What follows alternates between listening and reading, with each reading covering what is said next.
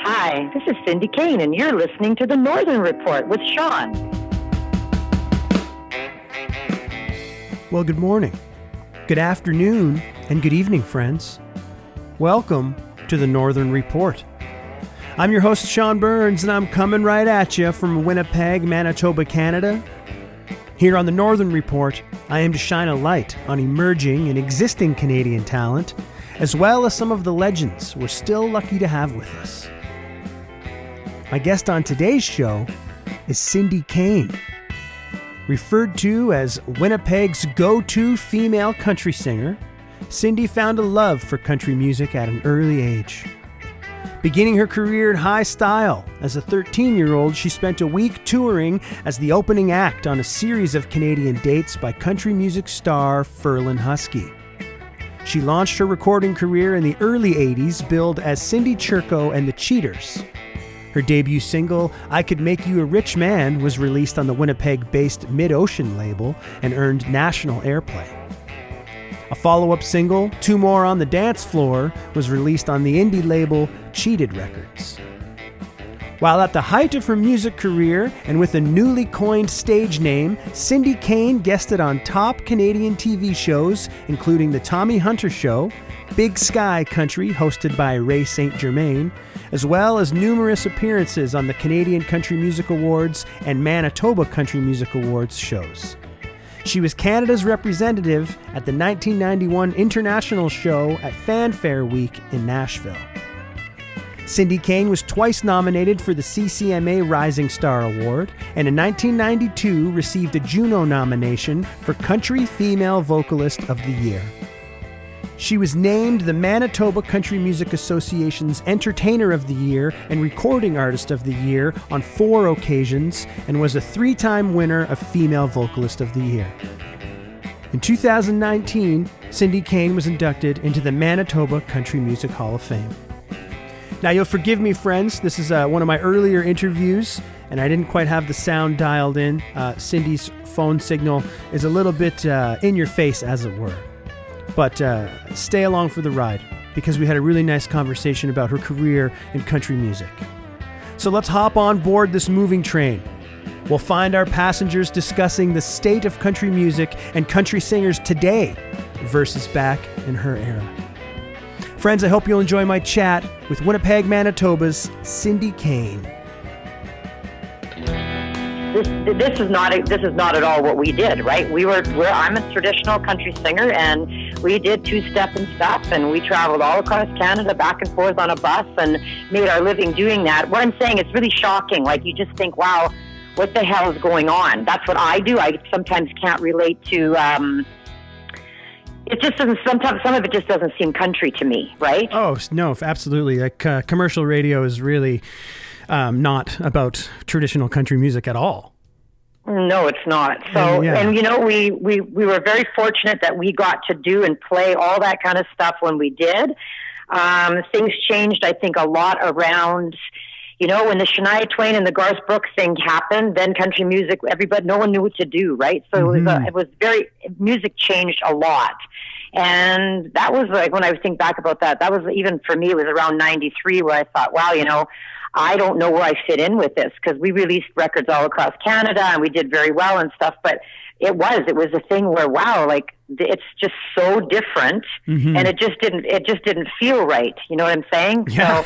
So it just didn't feel right. And kind of jumped ship at that time. I thought, wow, this is crazy. At the time, I wouldn't even know what to release, because music changed so much. It just did. It really, really did. Yeah, the whole time that you were kind of really active with the releasing of records, it was quite a shift in commercial radio and country radio, and just in terms of, like, you were traveling doing 6-nighters, I would imagine, right? Yeah. That's what we mean. We played. Okay, that's the other thing too. So the young people that are doing it now, like, where can they play? What do they do? Like, we played 50 weeks a year. We traveled all across Canada. It was 6 nights a week in the clubs.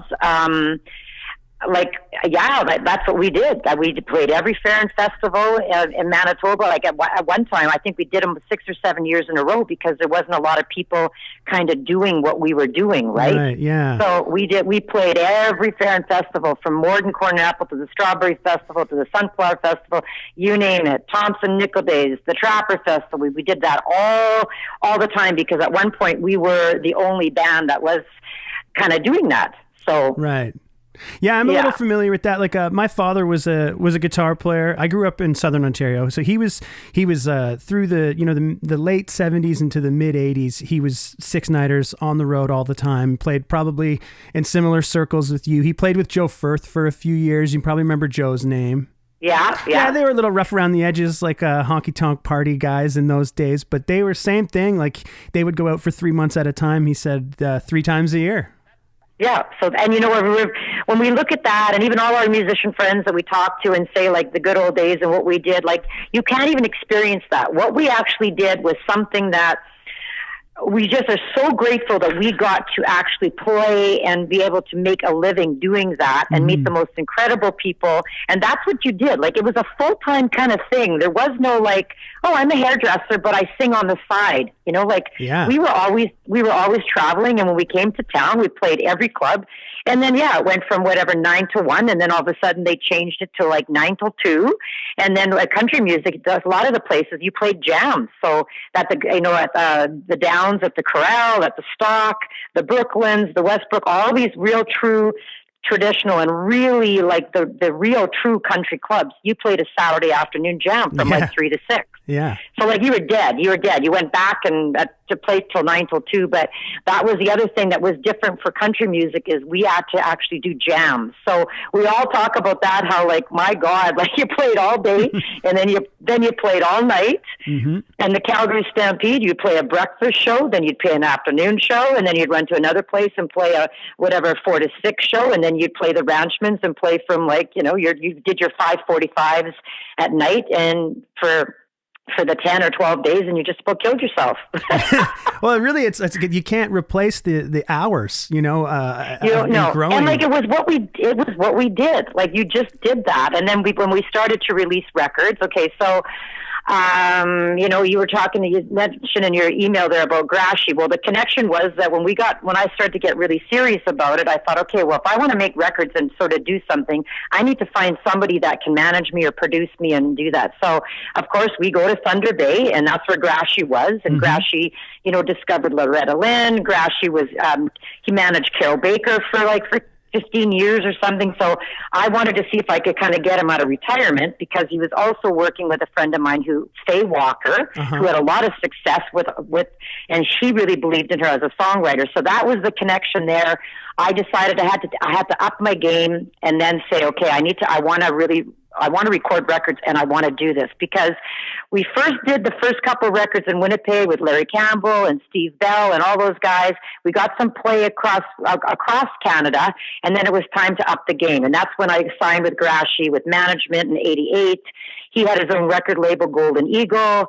Then one thing led to another, and then he got me signed with CBS, with Epic. Mm-hmm. And then that's when music changed. That's when everything hit the fan where nobody knew what to do.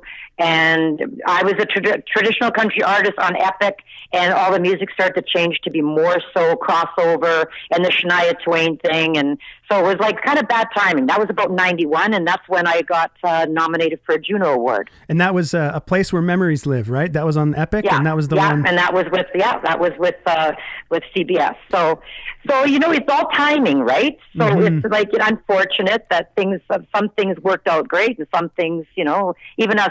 I was telling somebody a story the other day because in 91. We were up in the Paw having breakfast in the restaurant, and they were announcing Female Vocalist of the Year for the Junos. And we're sitting there at breakfast, and they announced Anne Murray and Cindi Cain and Cassandra Bastick and all of them, Joan Kennedy. I'm like, did I just hear my name? We all looked at each other like, is that even possible? So that was kind of a cool moment because I remember where I was. how they announced it, how we found out. And at that time with Juno's, that was based on sales and stuff too. So, you know, it was really, really, how can I put it? It was based on, you know, if they really thought you put out a really good record. And so I was very proud of that because I felt like, wow, you know, they really felt that album should have been, you know, we got nominated because of that, right? Where did you guys make that record? We made most of that in Nashville. I went down south with my manager, so a lot of that stuff, a lot of those recordings were done in Nashville. And those are all Nashville guys. Yeah, they're all Nashville guys. So that's another whole ball game too. You come back, the band has to learn those parts. You have to fight for your band because same thing, like when I got signed, they didn't really want to sign a whole band. A lot of times they don't care who the band is. I had been with my band for over a decade and I said like, okay, here's the thing. These guys, they'll step up. They'll know how to do this. So when you play clubs and stuff, we played all our music. We played all the originals. You had to play everything also too that was on the radio at the time too. But no, we were a traditional country band and putting other things in our sets and stuff like that were mainstream on radio, right? So you had the same guys for a long time, same band. Yeah, same band for a long, long time. Are any of those fellas still around? Yes, oh, for sure they are. They're all around, actually. They all are, yeah. And are they still? Yeah. Any of those guys still playing? Like, I don't know if I've ever run into them. I think Owen Halderston still plays. I think Mark Theobald, he was. I don't know if they're. I think it was in the last year too, with all this COVID and things. A lot of people, you know, if they were doing jams or little things, let's say at the Nicolette or they were playing at the George and stuff. So, you know, it's really funny. That's the guys that get those kind of gigs too, because they're the guys that actually can pull that off. They can back people for, you know, jams and stuff like that at the George, right? I love the George. Yeah, and we played the George for a year. In 93, this is hilarious.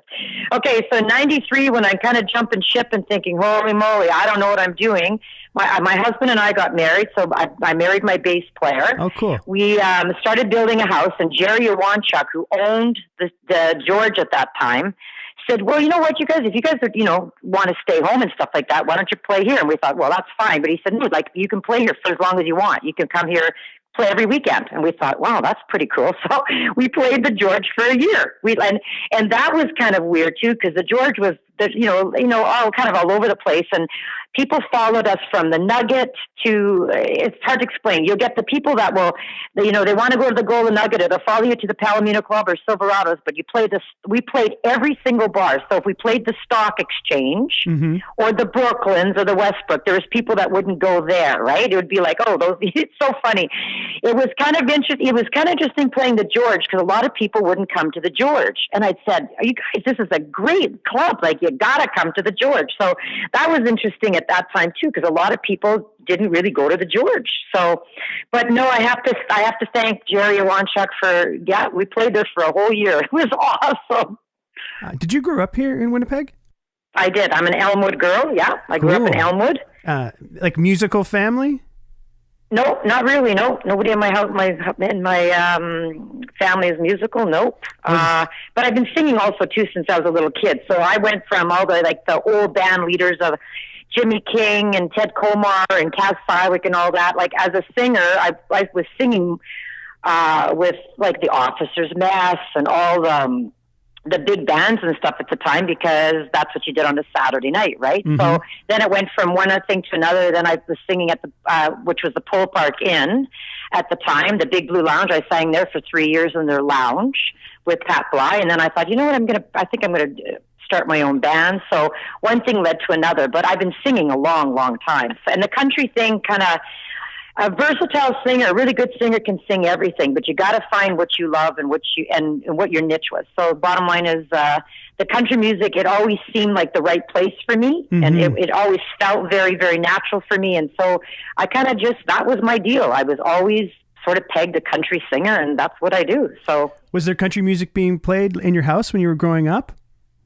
Oh yeah. Oh, for sure. Like, and even years ago too, Ray St. Germain, he had his own TV show. I was on his show when I was a little kid. Like, I remember, like, oh my God, the Dudiums. You know, the Dudiums and I, they were little boys. So was I. Cherise Lawrence. You looked up to people like that. The Henry brothers. Those were everybody. Those are the guys that were you looked up to. The Henry brothers. Diana DeJarlis.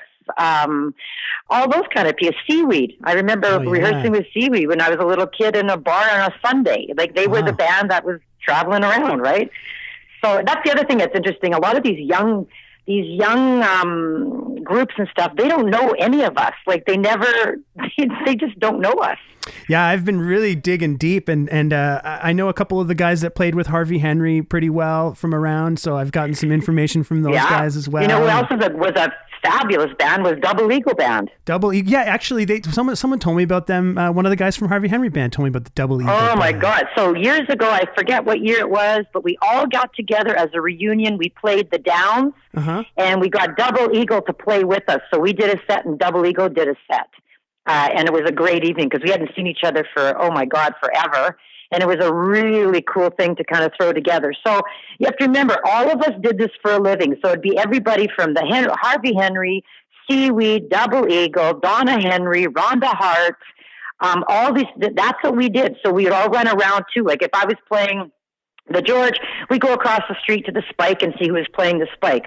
Or you on your break, you go to the Central. Like everybody, even in Calgary, we'd be playing the Ranchmans, and Double Eagle were a block away playing the Rocking Horse. So we'd all kind of visit each other. Those were the days. Like I say, that was the days when you could actually make a living doing that. So I don't know how anybody's doing that now, because even like somebody like a Michelle Wright and people like that, they're maybe going across doing maybe casino one-nighter shows, but I still can't wrap my head around how people are making a living doing this. I just can't. It's definitely a struggle, and not like it was back when you were, doing the six-nighters. Was there some places outside of Winnipeg that were particularly kind to you, or places that you really enjoyed singing at?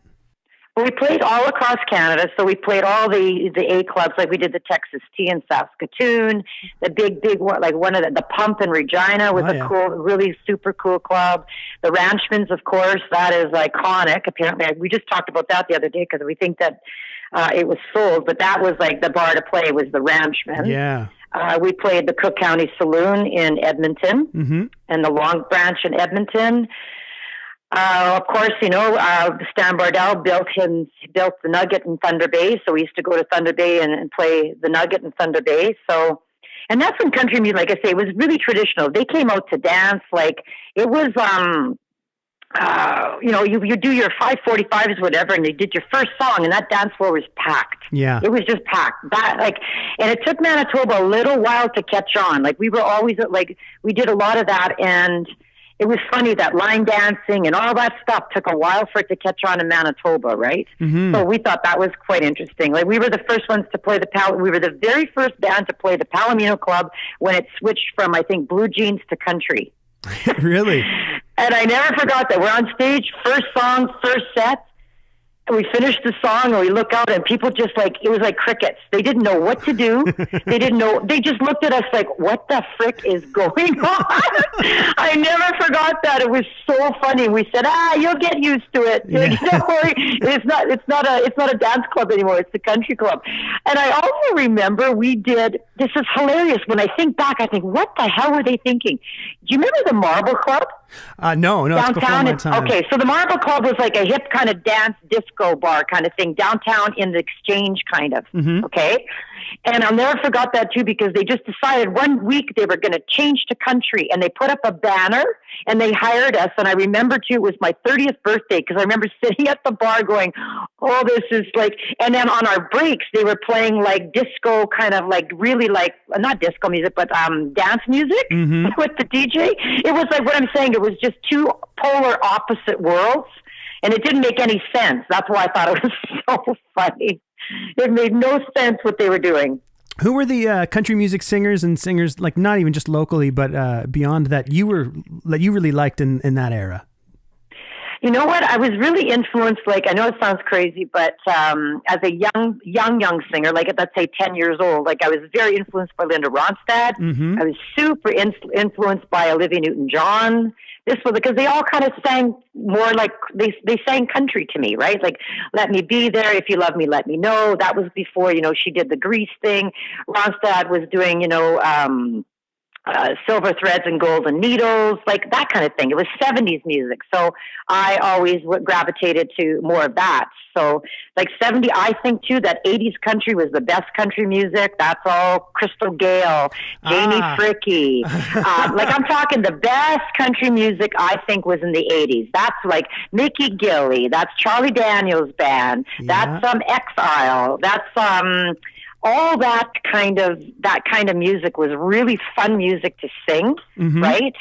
And it was just really, really good music, really great music. So I love listening to traditional and like older, don't get me wrong, the older traditional, but 80s music, man, they had some great music. Yeah, I had that written down. I said, I was going to say that the female country singers of the time, I guess Dolly Parton still would have been really hammering it home, and Reba and Emmylou and Rosanne Cash. And then I was going to say that I heard more similarities with your sound and that of Crystal Gayle, who's one of my, secretly one of my favorite singers. Yeah.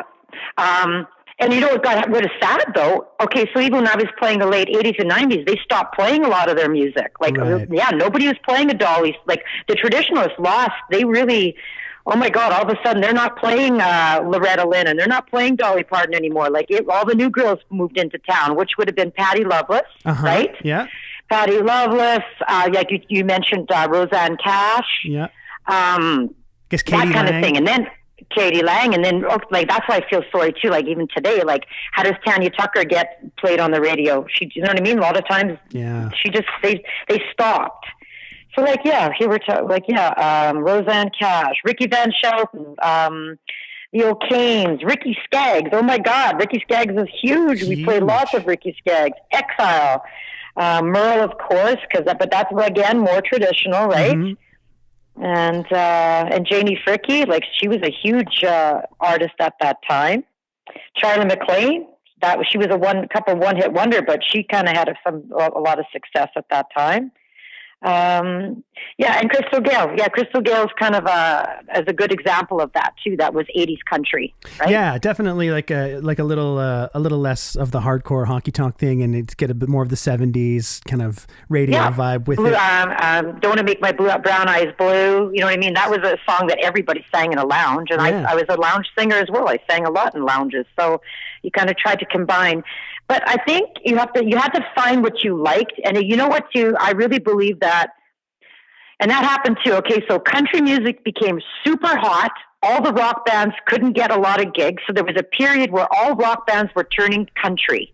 Okay? Okay, yeah. So the country guitar, like I could always go and watch a band and know like he's a rock guitar player and he's trying to play country. Or even the rock singers, they could sing anything, but you could tell their heart wasn't in it. Like you could just tell they were doing anything because there was a 7 or 8 year stretch where country was really hot. Yeah. In the bars. In the 80s.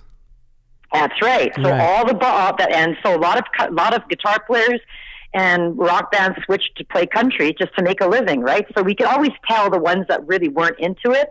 And I always felt kind of bad about that. I thought, you know what? Like I thought I could never do that.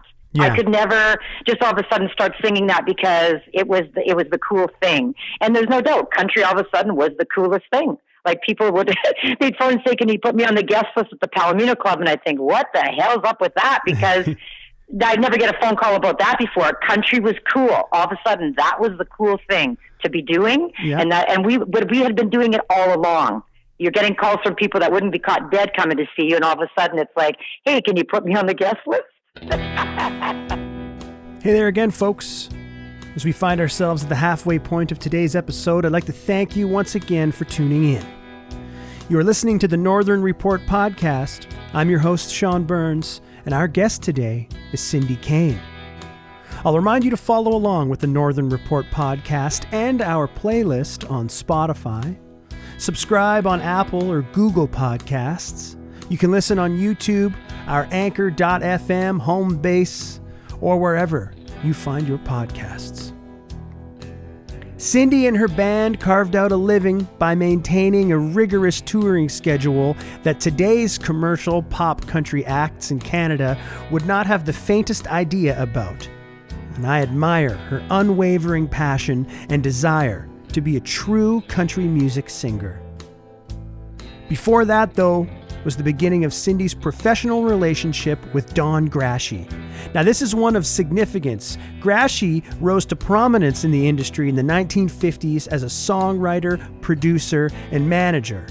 I could list off a number of his accolades and accomplishments, but I suggest you go do a little research on Mr. Don Grashy. He was the driving force behind the career of Carol Baker, and Cindi knew that to make the splash that she wanted to in the business, Don was the kind of person who could help her along on this journey. So in 1988, after she tracks him down, Grashy takes over management of Cindi Churko's music career, promptly changing her stage name to Cindi Cain and signing her to his Golden Eagle Records label. Cindy's 1989 album, A Place Where Memories Live, yielded a series of nationally charting top 20 singles and was released in Europe on the Cottage Records label. The idea of tracking a specific person down who you knew could help elevate you to the next level was a story that I was interested in hearing more about. We'll tackle that next, along with the slow and steady decline of the six-nighter circuit and Cindy's life after the touring ended. So you knew you had to move forward, you needed some help, and you tracked Don Grashy down. Yeah, I went to we played the Shoreline. He wouldn't come and see me. He sent somebody else, and she went back and said, yeah, you should consider. And that's how that kind of happened. It was a great, kind of a great story, but like I kind of took him out of retirement because he was retired. There's no doubt. Right. And I just knew that I needed, there was nobody in Winnipeg that could up the game for me. There was nobody that could manage me properly. And there was nobody, Terry Morris can book us, but who cares? Yeah. Right? Like you can book yourself. And I needed guidance. I needed somebody who could produce records, and I needed somebody and he knew I was very serious, and that's what happened. The first time I went down to Nashville, I cut 4 sides with him, and he knew I was very serious, and he saw that, and he said, okay, yeah, we're going to do this. And I have to say, after I met him and I started recording on his label, my career took off. There's no doubt. Mm-hmm. It just took off because, they were playing my music all across Canada. We had listening to the singer, not the song, was nominated for Song of the Year. It ended up being one of the top 5 songs nominated. We won a bunch of RPM nominations. Everything took off. I think you need the heavyweights to propel you to a different level. You know what I mean? That's why even now some of these kids that, even recording wise, now everybody can record in their living room, which was like unheard of when we couldn't be doing that. It was a whole different ball game. Yeah. I'm not saying that people can't do it and they don't do good product, but we didn't do that. And also I was very, very, very fortunate to be able to record almost live on the floor, which is not heard of anymore either. People sing to bed tracks. The band comes in, they do the tracks I actually literally got to record with live musicians on the floor. And it was you would never be able to do that today. And I just think that's so cool because a lot of my records were live on the floor, and it was, first take, second take, it's done. And it was very magical to play with musicians or listen to people, playing for each other, bouncing from each other, that magic, Oh, you're having a conversation with the people around you in a way that, that most people don't get to experience that unless they play music. That's right. So I'm very, very fortunate that I got a chance to do that. So that was fun in itself, and got to, play with some of the best musicians in the world. And actually too, I represented Canada at Fanfare in 91. So that was an international. Yeah, that was pretty huge. Yeah, that was a cool thing. Somebody said, will you? And I thought, wow, that's a cool thing. So I represented Canada for the international show. And I don't even think that they have Fanfare anymore. Everything kind of ran its course, right? Mm-hmm. Did you were on Tommy Hunter's show as well? Yes, I was. And that was thrilling because that same thing. Oh my God. That was the biggest thing that could happen to you at that time, is to be asked to be a guest on the Tommy Hunter show. It was like, wow, and there's no TV variety anymore. I did Ronnie and the Browns with Ronnie Prophet. He had a TV show. Yeah, and I did something else. I went to Sudbury to do something else with another, but there wasn't a lot of that. There's nothing like that going on anymore. Of course, locally, everybody wanted to be on the Ray St. Germain show, right? So he did that forever. But that just aired locally, right? Like that was just aired in Manitoba? Yeah. Okay. Yeah, and then we used to do, we did CBC Live at the Forks, and that was cool because it's the same thing. It's live. You did pre-recorded, but you had to, do stuff at the Forks, and they filmed you, and that was really fun too to do that. So that's really cool. Then when you guys toured, when you were doing it consistently, were you going into like east of Thunder Bay as well, like going into Southern Ontario and stuff too? I went to Hamilton. We did an Opry show. It's the same pretty funny story too.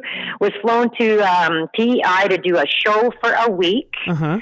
It was called the Island Opry. So it was like a thing where you showed up and then it was like an Opry, a dinner theater. And I performed it for a week with their band, and they had different guests on the show. So I did that for a week.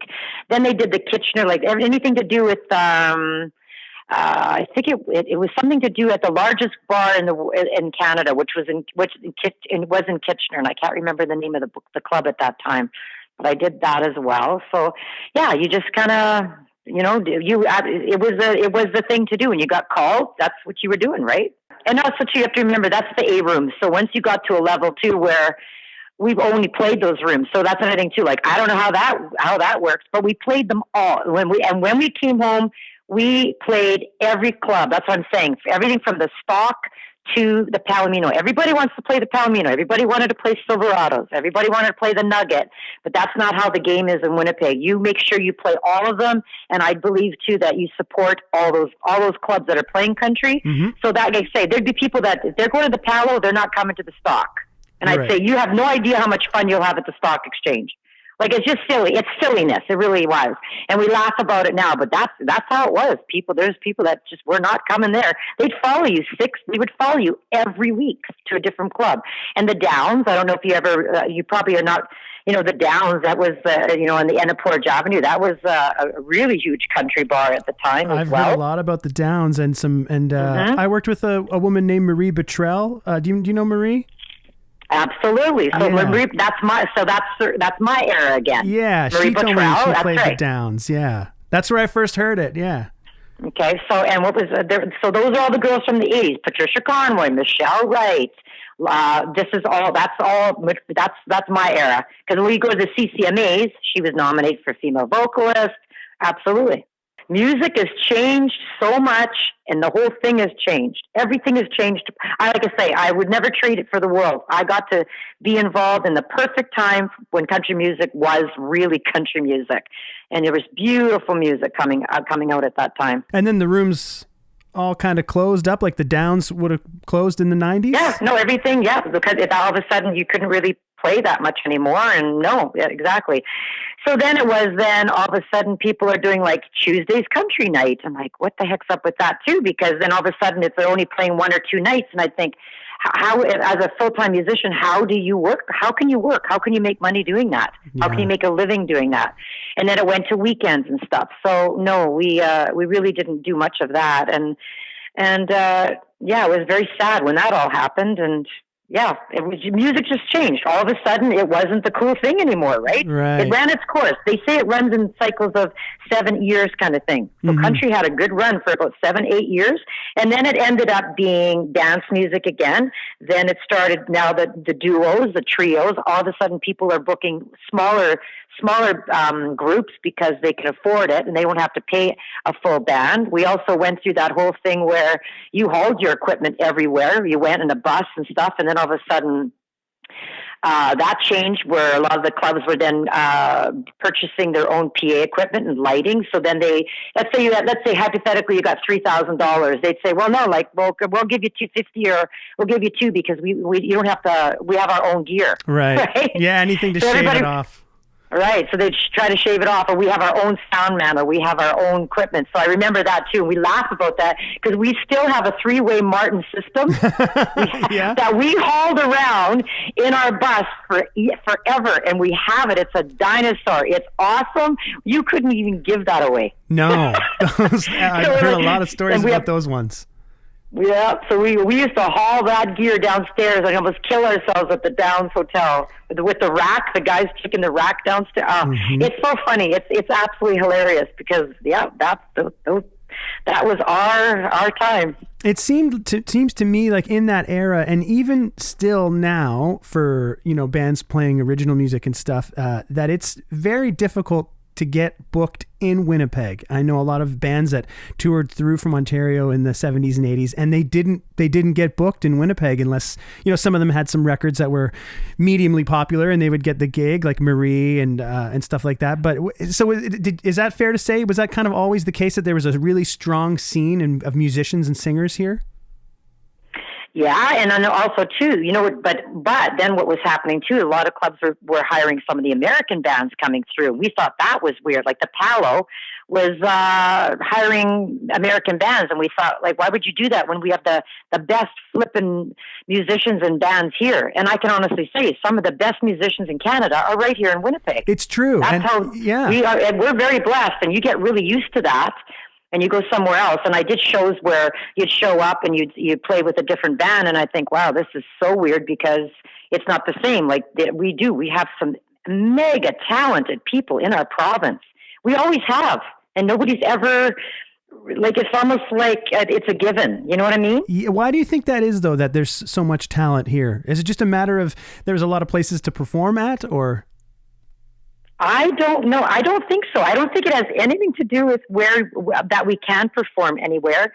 I just think that Manitoba has some of the best musicians in Canada. I just really do. I think a lot of people share that sentiment. Like we got the Ronnie Holdersons and stuff like that in the world here. And like if somebody has like a bassist like Spider or something with Streetheart, you know what I'm saying? Like we have amazing musicians here.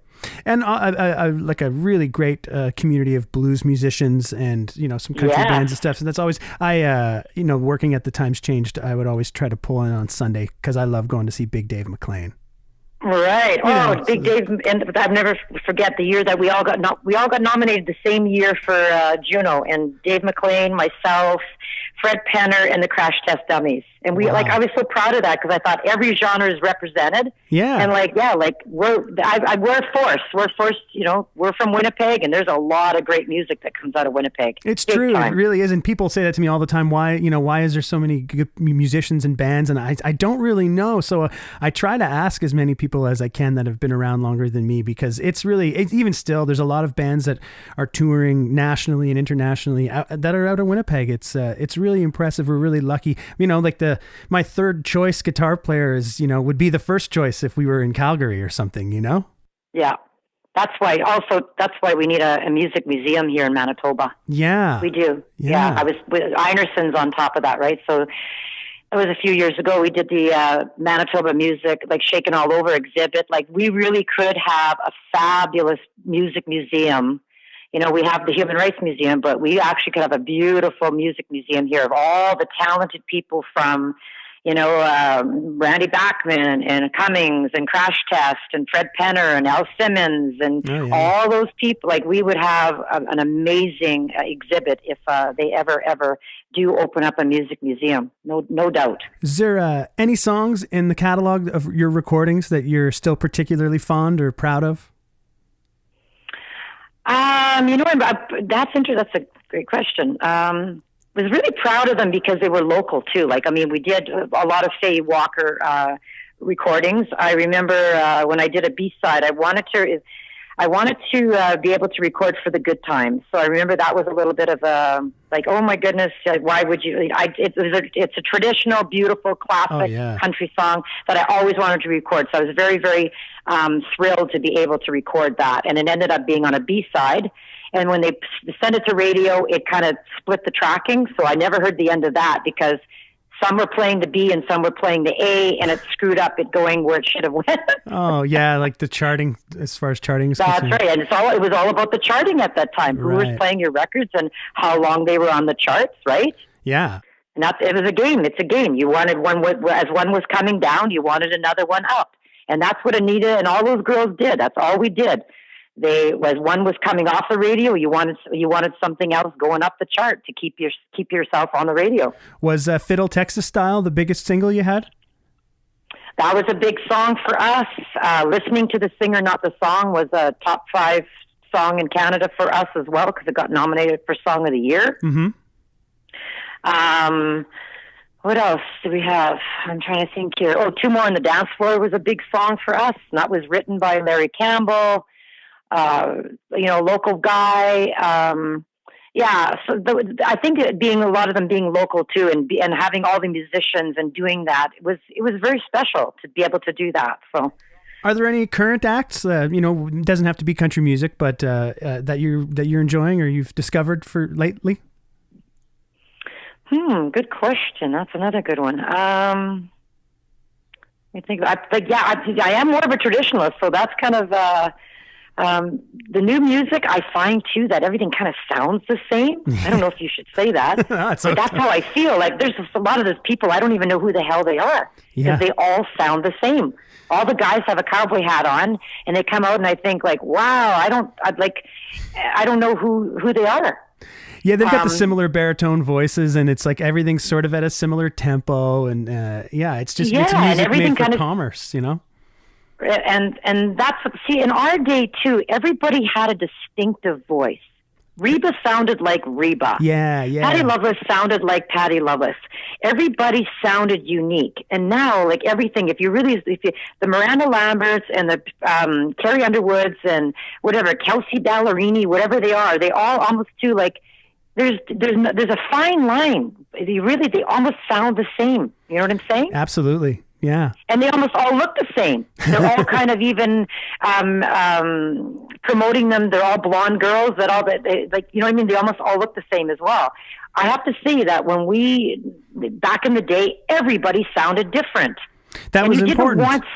It was important. It was super important. And you didn't want anybody to say, oh my God, you sound exactly like Reba. I'd be like, no, like that's a bad thing. Like you didn't want to sound like anybody. You wanted to be very, very, have your own individual sound and style. So even, I'm not coaching anymore either, but like the worst thing you could do is somebody say, oh my God, you sound exactly like Shania Twain.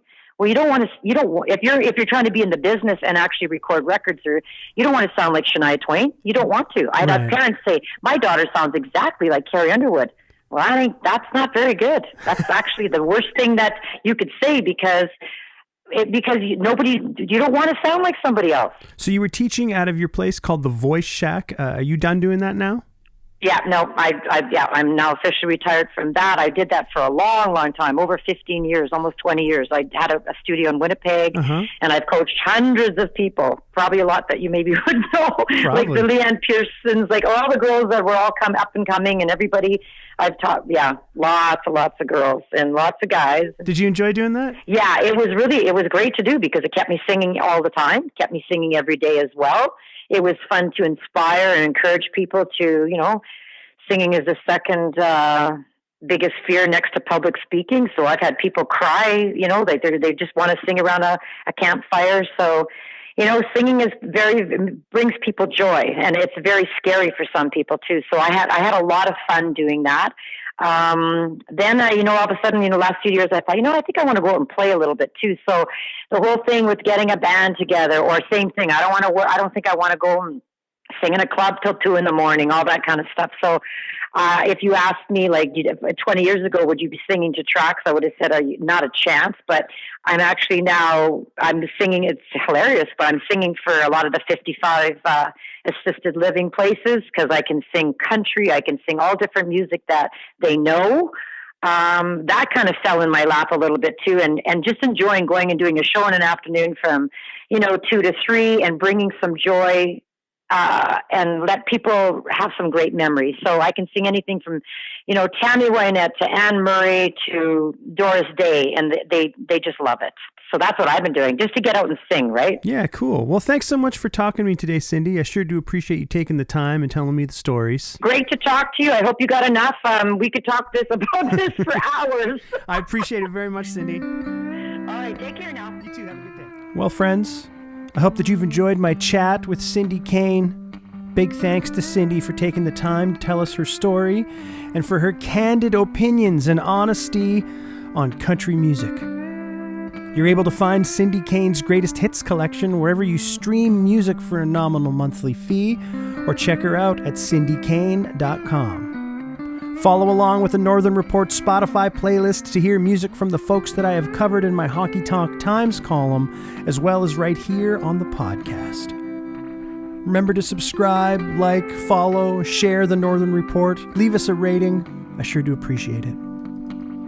Our logo was created by Boots Graham of Boots and the Hoots, Central Alberta's finest honky-tonkers. Music on the show today courtesy of Sean Burns and Lost Country, The Divorcees, and Skinny Dick. From local legends to regional stars to the cream of the Canadian crop, you'll find it all here on the Northern Report. Thanks for tuning in, folks. We'll chat later.